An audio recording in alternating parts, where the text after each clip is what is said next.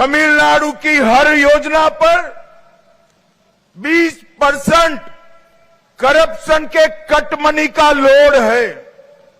தமிழ்நாட்டிலே 20% முதலில் எனக்கு கட்டிங் கொடுக்க வேண்டும், என்னை நீ கவனித்துக் கொள்ள வேண்டும் என்ற நிலைமை நிலவுகிறது। पूरा तमिलनाडु का बजट केवल कर्ज और शराब की कमाई पर चल रहा है।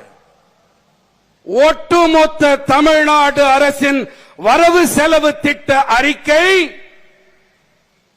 டாஸ்மாக் சாராயம் மற்றும் கடனில் மட்டும்தான் இயங்குகிறது।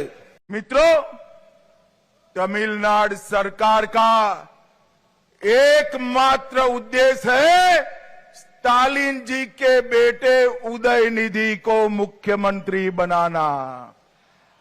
தமிழ்நாடு அரசின் ஒரே நோக்கம் என்று சொன்னால் அது மு.க. ஸ்டாலின் அவர்களுடைய மகன் உதயநிதி ஸ்டாலின் அவர்களை முதலமைச்சராக்குவது மட்டும்தான்। मैं आज तमिलनाडु की जनता को कहने आया हूं, तमिलनाडु के अंदर अब ये परिवार की राजनीति को समाप्त करने का समय आ गया है। தமிழ்நாட்டின் மக்களிடம் நான் ஒன்றை கூறிக்கொள்ள விரும்புகிறேன், ஒரு குடும்ப ஆட்சி அதற்கு முடிவு கட்டியே தீர வேண்டும், அதற்கான நேரம் வந்துவிட்டது। पहले करुणानिधि जी, फिर स्टालिन जी और अब उदयनिधि।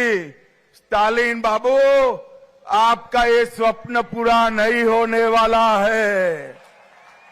முதலிலே கருணாநிதி அவர்கள், பிறகு மு.க. ஸ்டாலின் அவர்கள், பிறகு உதயநிதி ஸ்டாலின் என்று திட்டம் போடுகிறீர்களே, ஸ்டாலின் அவர்களே, உங்களுடைய கனவு மெய்யாகாது।